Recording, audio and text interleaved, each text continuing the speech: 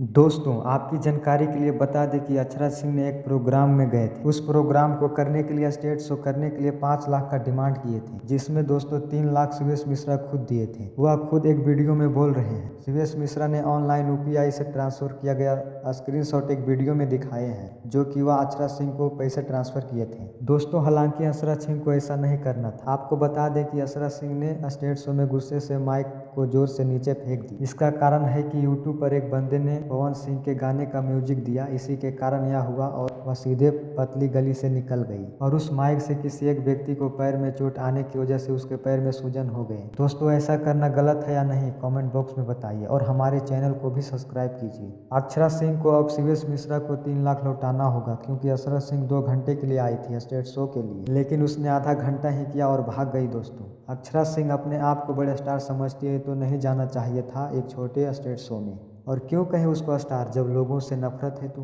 और दोस्तों, अक्षराज सिंह से पैसा लिए बगैर शिवेश मिश्रा नहीं मानेंगे, पीछे नहीं हटने वाले। दोस्तों, आपको जानकारी अच्छा लगे तो चैनल को सब्सक्राइब कीजिए दोस्तों।